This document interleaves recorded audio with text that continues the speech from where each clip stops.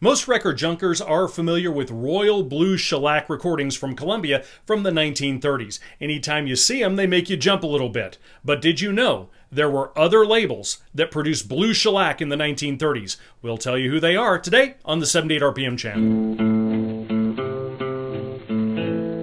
Hello, and welcome to the 78 RPM channel. Whether you're new to 78s or an advanced collector, this is your source for information, research, and music about 78 RPM records, cylinders, and radio transcriptions.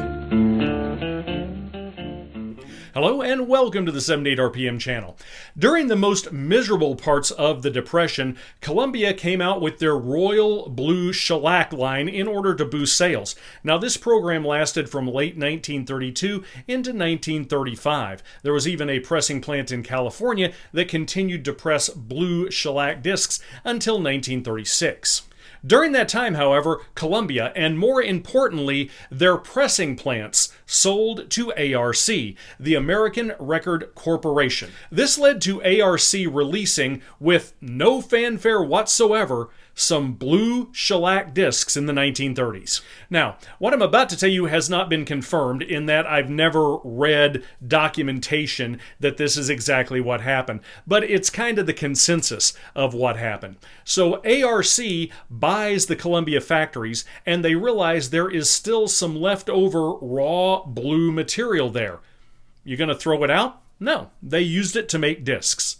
Apparently what they did was they took the black shellac, mixed it with the blue so that it wouldn't be quite as bright royal blue like the Columbias were, and they pressed discs with it. Keep in mind, this was not done for marketing purposes, for sales purposes, for media, for anything like that. It was just due to the fact they had the material there. So today we're going to take a look at some of these ARC blue shellac pressings. And keep in mind, they are darker blue than the Columbias, but they're still really striking. We're going to start with this disc by Ozzie Nelson and his orchestra.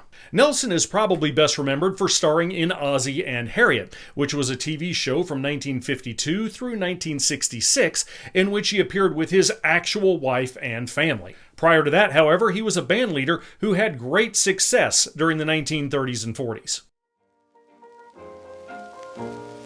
Get thee behind me, Satan.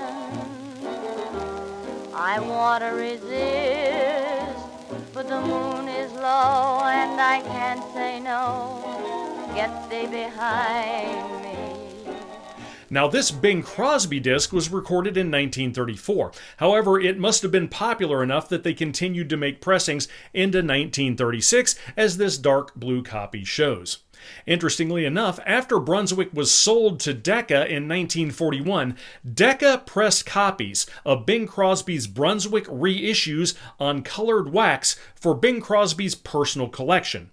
Now, if you're wondering if this is one of those, it is not. Copies from Crosby's private collection display later labels than this, and they were done in multicolored wax, not like this one, which is a single solid color. So don't be confused. If you see one of these, it is a nice blue copy, but it was not part of Bing Crosby's private archives. I could sing your praises with eloquent phrases, describe you and bribe you with wonderful speech. Now, because these records were done in 1936, they were pressed during the transition period between the classic Brunswick Gold label and the more modern Brunswick Silver label. Here's a nice copy of Louise Prima doing Hoagy Carmichael's Lazy River. Up the lazy river, when old Bill runs, meet the lazy river in the noonday sun. Laying him in the shade of a kind old tree, throw away your troubles. Because ARC was a parent company for many labels, these dark blue discs appeared on other labels as well. The Vocalion label occasionally turns up with a dark blue disc, such as this one by Louis Armstrong.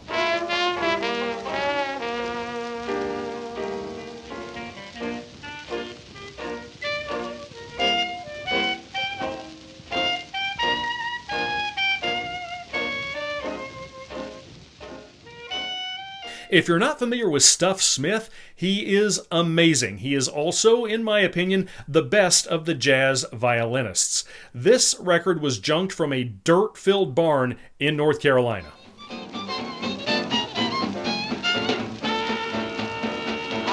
goes back my music.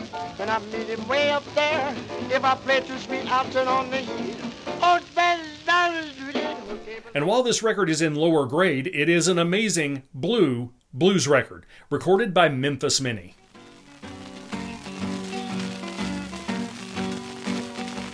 Iceman, come and don't get rough. If you start anything, I'm gonna strut my stuff. I'm gonna strut my stuff.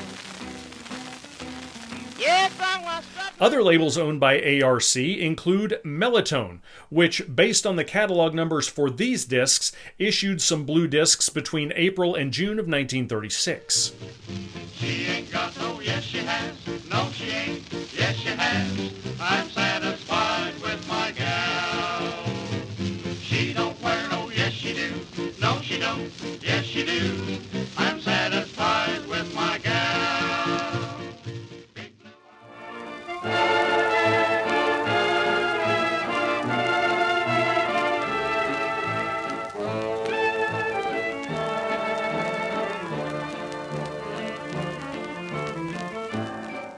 ARC also owned the Perfect label, and this beauty appeared in June of 36. The best part of this disc is the title is 2 guitars, but it's being played on 1 accordion.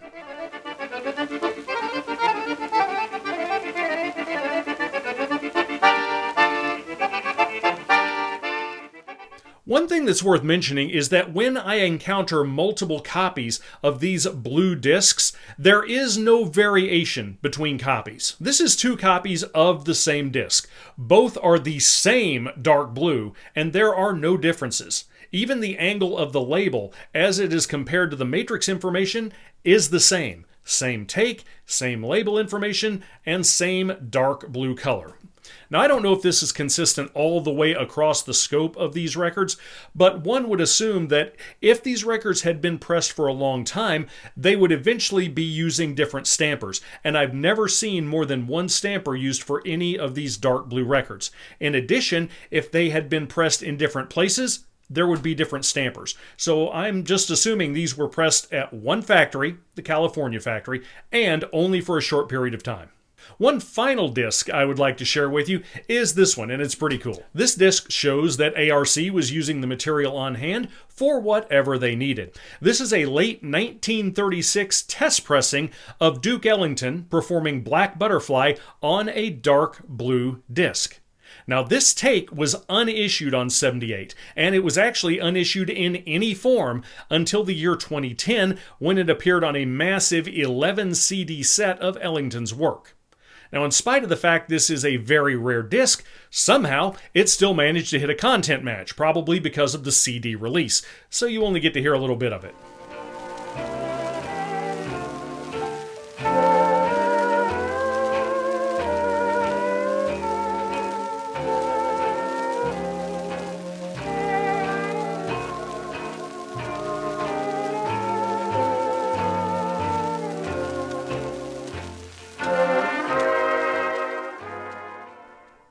So how many of these discs did ARC issue?